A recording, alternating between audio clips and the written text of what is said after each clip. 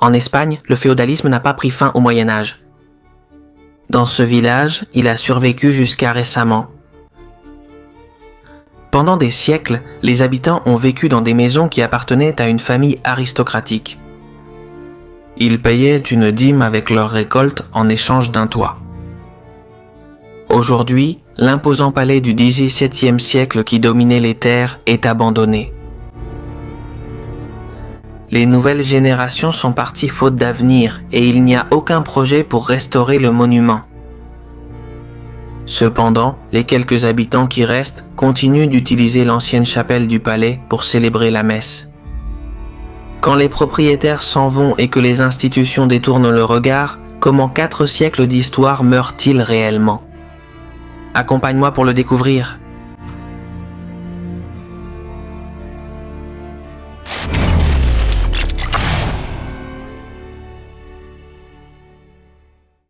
C'était la porte principale, nous allons y aller.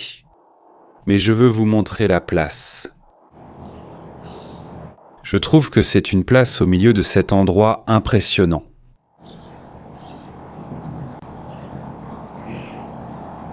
Regardez. La richesse des détails sur les murs. Mais avant, je veux vous montrer autre chose. Ceci est l'entrée principale.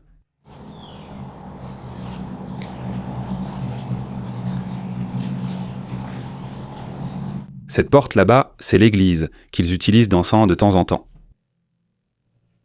Nous avons l'électricité, mais uniquement dans l'église. Parce que regardez. L'église, ils l'utilisent, oui. Et ensuite, je vous la montre. Une partie de la maison s'est effondrée, comme vous le voyez.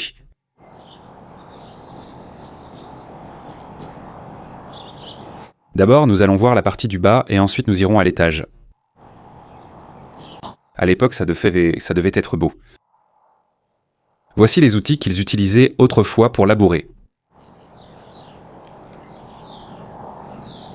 Et la fontaine qui domine la cour. Toutes les décorations qu'ils avaient sur la façade. Et dans cette partie-là, il y a de l'osier. Et des cruches accrochées là-haut aussi.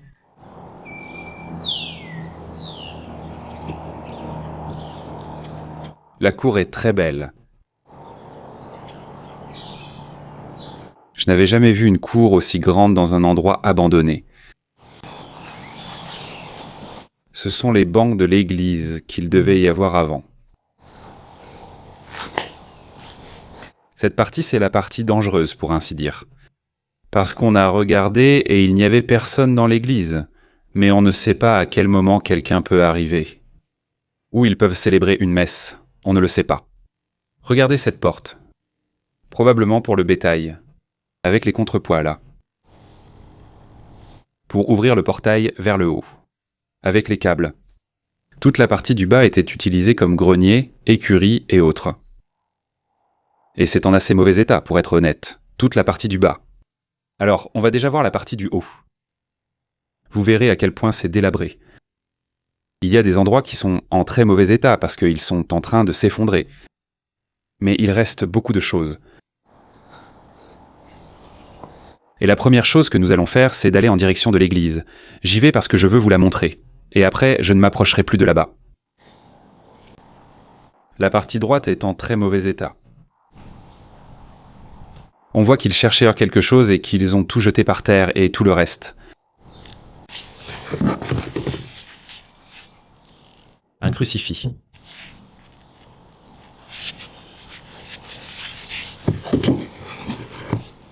C'est là-bas, au fond. D'accord, il n'y a personne. Je vous montre ce petit salon ici, qui, comme vous le voyez, contient des objets de l'église, mais cette partie n'est plus utilisée depuis de très nombreuses années. Nous allons voir cela plus en détail maintenant. Mais je suis arrivé et j'ai vu tout cela. Et moi je me dis, cet orgue-là, et je me dis, waouh. Non, on savait qu'il y avait une église active, et apparemment ils l'ont laissée pour le village.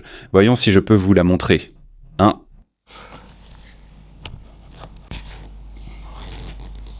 Là vous pouvez le voir un peu.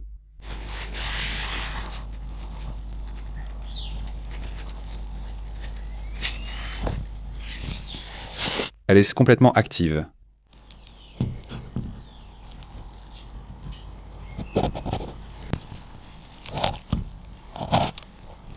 J'essaie de vous montrer à travers les petits trous qu'il y a. Mais en plus, on sent l'encens. Et ici, vous avez ces grandes bougies qu'ils sortent, je crois, lors des processions et tout ça, non? Regardez, tout ça là-bas doit être pour la crèche.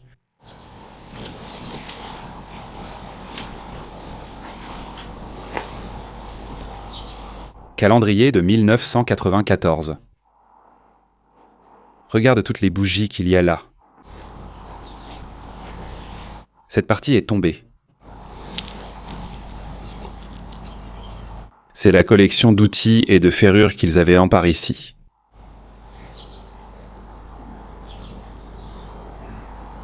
Je comprends que le bâtiment appartient déjà à la mairie, ou bien la famille qui a hérité de cette maison a cédé l'église à la mairie pour qu'au moins l'église ne soit pas perdue.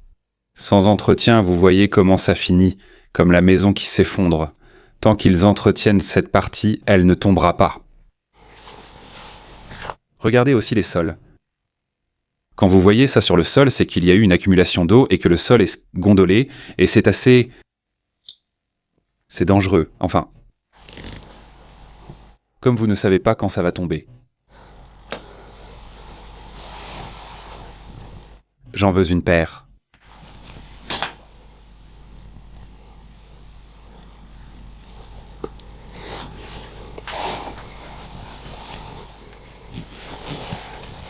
Les chandeliers de l'église. En sens liturgique, Rura.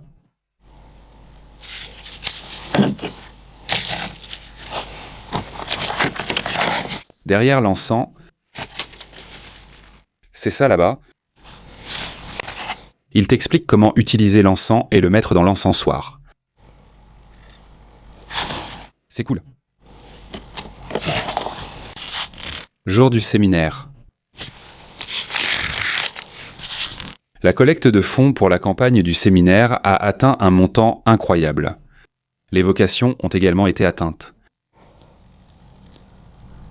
Le taux le plus élevé.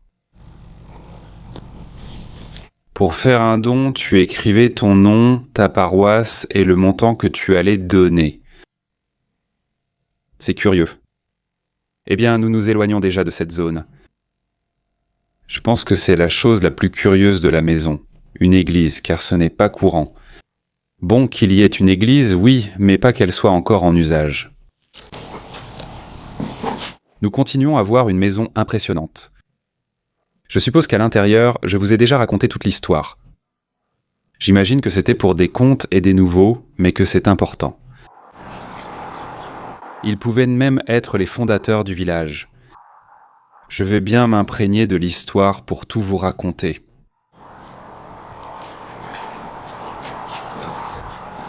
Je pense qu'il est en mauvais état par endroits. Ceci est la partie des chambres, mais de l'autre côté, non, je ne les ai pas vues. Ici, j'imagine qu'ils auront une salle de bain.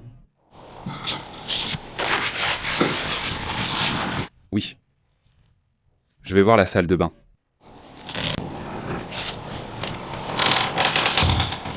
Je pense que c'était leur garde-manger. Et ils l'ont aussi décoré avec plein de ustensiles. Avec les poêles et les casseroles là-bas. Trop cool, une autre pièce. Dans les chambres, on remarque qu'elles ont été démantelées il y a longtemps. On voit que la maison n'a pas été habitée récemment. L'abandon de cet endroit sera très relatif. Le fait est que cela fait de très nombreuses années qu'ils ne vivent plus ici. Nous tenterons d'estimer quand ils ont quitté ce lieu. Mais bien sûr, l'abandon est très relatif parce que, comme je vous l'ai dit, l'église n'est pas abandonnée. La propriété montre donc des signes d'abandon. Elle n'est plus du tout utilisée. Très mal entretenue. Mais de là à dire qu'elle est abandonnée, elle doit avoir des héritiers ou appartenir à la mairie ou d'une organisation publique. Et regardez, les clés.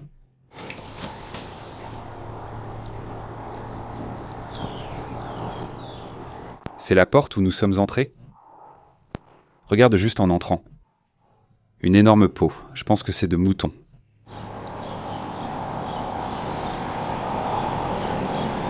Avec le porte-manteau et les pattes de cerf. Très impressionnant, le tronc qu'ils ont mis ici. Ce sont comme des biscuits, mais ils sont très petits. Et celui-ci est gravé à la main. On voit encore les mouches. Allez voir le malade et pleurer avec lui et pour lui. Ça date de 2016, donc quelqu'un a dû laisser ça ici. Eh bien, vers cette date-là, je ne pense pas que ce soit abandonné, ou du moins pas depuis si longtemps. Ça donne l'impression d'être abandonné depuis de très nombreuses années. Regardez, là-bas, ils avaient un moulin. Ils n'ont pas pu y accéder depuis en bas.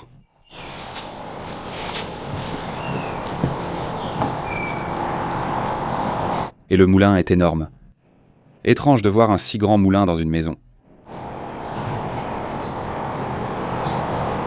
Et la presse est énorme. Et maintenant, la cuisine se trouve à la porte de droite. Je l'ai vue parce qu'il y avait l'œil. À cette porte-là. J'ai vu plein de détails. Regardez, c'était en des pois chiches. Ce sont des pois chiches pourris. Ici, nous avons un autre calendrier qui sera plus viable. De l'année 2000. Je pense qu'à cette date, ils auraient pu quitter la maison. La cuisine était magnifique. La façon dont ils avaient tout suspendu. J'aime beaucoup. Comme ils organisaient les choses. C'est une cuisine immense.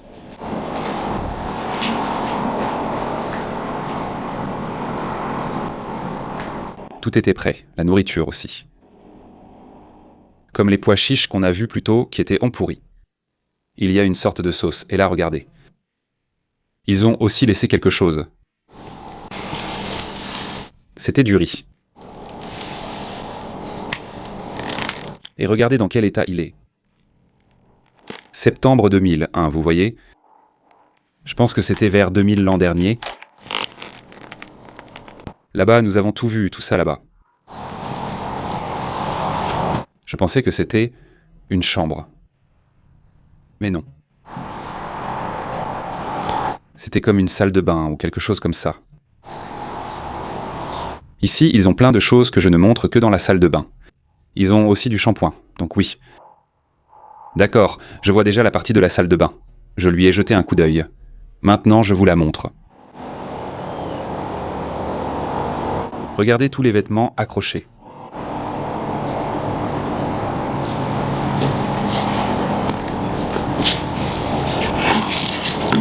Une belle avec des lames. Oral-D. 89 peseta, l'antiseptique idéal, odeur agréable, non toxique. Ils ont précisé que ce n'était pas toxique, sûrement parce que d'autres l'étaient. Sinon, ils ne l'auraient pas dit. Pour te laver, tu devais avoir froid car il restait dehors. Celui-ci a sans doute été fabriqué plus tard. C'est magnifique, je le vois par ici, regardez. Waouh! Imaginez-vous prendre une douche ici, avant évidemment qu'ils ne construisent encore l'autoroute à côté. Je ne vais pas non plus en montrer beaucoup. À l'époque de sa construction, l'autoroute n'existait pas. Regardez la vue qu'ils avaient, c'est impressionnant. Comme c'est beau. Là, on voit l'état dans lequel se trouve la maison, elle est en train de s'effondrer complètement. J'espère qu'ils vont entretenir l'église et qu'elle ne finira pas par s'effondrer elle aussi. Oh, il y avait une autre pièce ici. Celle-ci est en très mauvais état. Mon Dieu. Regardez ça. Regardez ça. Qu'est-ce que je vous disais tout à l'heure?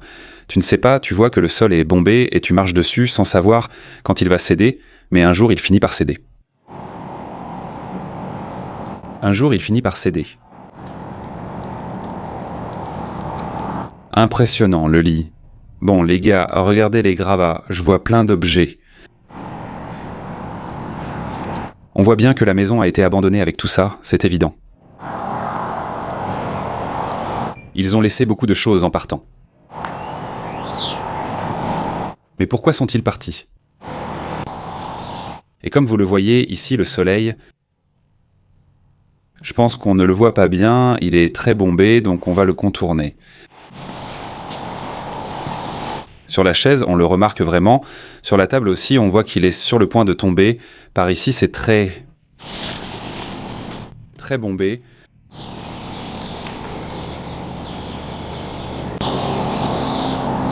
Waouh, c'est que tout ce qui reste. Tout est là, et c'est étrange qu'il reste autant d'objets dans cet état d'abandon, sans avoir été volés. Mais je vous le dis, le village est très petit et pas totalement abandonné. Donc ils n'ont pas pu voler de grandes choses ici.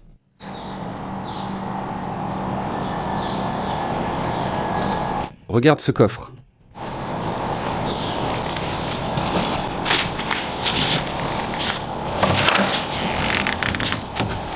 Tout est rempli de vêtements, ou plutôt de draps. Et ici, ils avaient une autre entrée. Seule la cour et l'exposition sont encore là.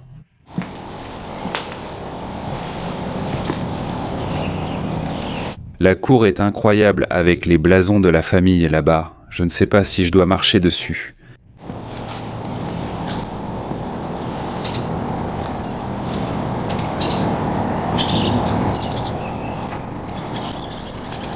Nous poursuivons à l'intérieur. Voici l'autre partie des dégâts vus plus tôt dans la chambre. Là, le plafond s'est effondré.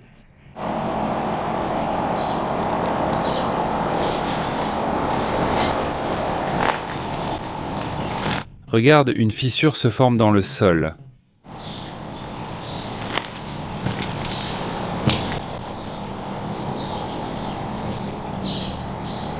Regarde, ça pourrait être des volières. Je ne sais pas si je suis fait pour ça, mais je crois que c'était pour élever des pigeons.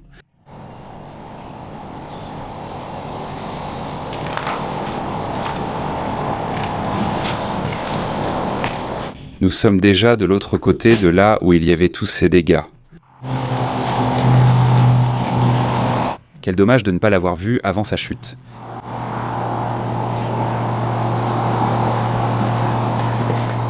Regarde ça.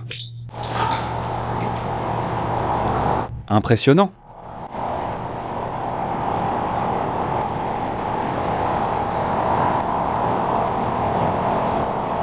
Vous pouvez compter sur les doigts d'une main les endroits qui s'effondrent et qui ont autant de choses. Enfin, je ne dirais pas qu'ils s'effondrent, c'est qu'une partie est déjà tombée. Le meuble le plus beau.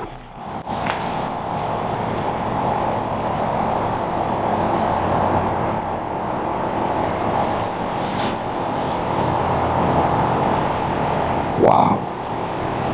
Quelle prestance dans cette salle. Là, ils avaient le piano, l'autre immense miroir. Ici, il y a de vieilles photos. D'accord, ça c'est l'église. Bien sûr, évidemment, s'ils avaient leur propre église, ils ne se marieraient pas dedans. Et ça, c'est dans le village, sûrement dehors. Cette photo, ici, c'est sûrement aussi la maison. Parce que les portes sont comme ça, celles que vous voyez là derrière. Les portes sont comme ça.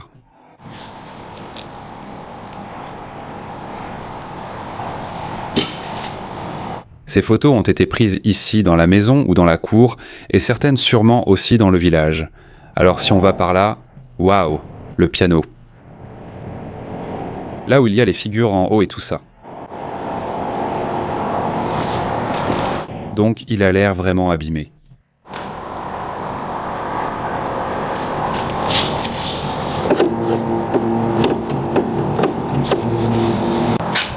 Entretien hebdomadaire. 3 avril 1971.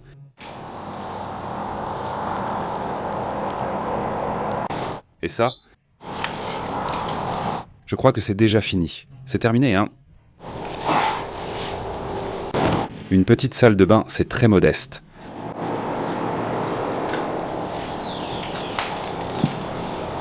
Ça ressemble à un bureau. C'est aussi très remué, il y a des endroits qui ont été beaucoup fouillés, je ne comprends pas les gens. Waouh, regardez! Je ne me souviens pas de ça quand j'étais enfant. C'est un disque de stationnement.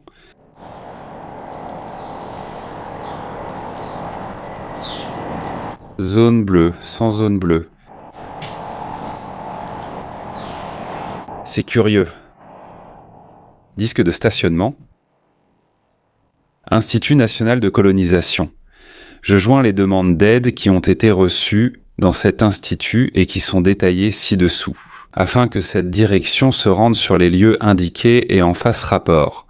Conformément aux instructions contenues dans la circulaire, les indemnités journalières et les frais de déplacement réglementaires seront perçus pour ce service. Mais je regarde en arrière et les pages sont corrigées. Ça ne sort pas, il y en a encore plus. Je ne sais pas si c'était pour le service militaire, je n'en ai aucune idée. D'accord, je sais où nous sommes, on descend. Regardez, ceci est, je crois que ça s'appelle un fourreau, non? C'est ce dans quoi on glisse l'épée, mais je n'ai vu aucune épée.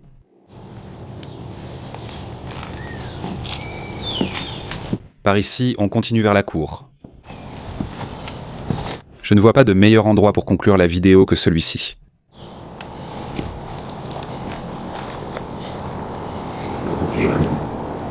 J'ai adoré l'endroit, j'espère que vous aussi. Si ça vous a plu, mettez un like et à la prochaine destination. À la prochaine, salut.